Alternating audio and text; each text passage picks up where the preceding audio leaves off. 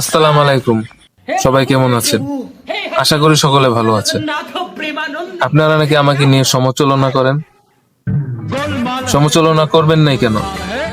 আপনারা আমার যে বিষয় নিয়ে সমালোচনা করেন সেটা বলে আমি বিয়ে করবো কবে? ভাই আমি একটা কথা বলি, আপনারা আমাকে নিয়ে সমালোচনা করেন না, আমাকে পিছন দিয়ে লাথি মারেন, কোনো সমস্যা নেই, কিন্তু এই সমস্ত ফালতু কথা বলবেন না। দরকার পড়লে আমার বাড়িতে এসে চা নাস্তা খেয়ে যাবেন, কিন্তু তারপরও এই সমস্ত ফালতু কথা বলবেন না। অনেক সমস্যা হয় পরিবারে, কারণ আমার গার্লফ্রেন্ডই নাই। আমি বিয়ে করব কিভাবে? যার বিয়ের খবর নাই পাড়াপড়শির ঘুম নাই। এই কথাটা একটা মানুষের ইজ্জতে গিয়ে লেগেছে।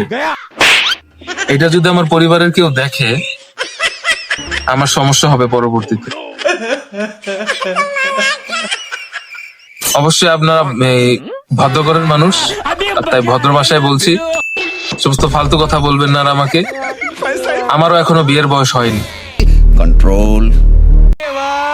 আমি এখনো ছোট বাচ্চা, খেলি একটু মাঠে ঘাটে খেলি। আমার এখন পড়ালেখার করার বয়স। আমাকে দেখে দামড়া মনে হতে পারে, কিন্তু আসলে আমি দামড়া না। আশা করি আপনারা আমার এই কথাটা বুঝতে পেরেছেন। যদি বুঝতে পারেন তাহলে আমার চ্যানেলটি সাবস্ক্রাইব করে দিন এবং আমার পাশে থাকুন।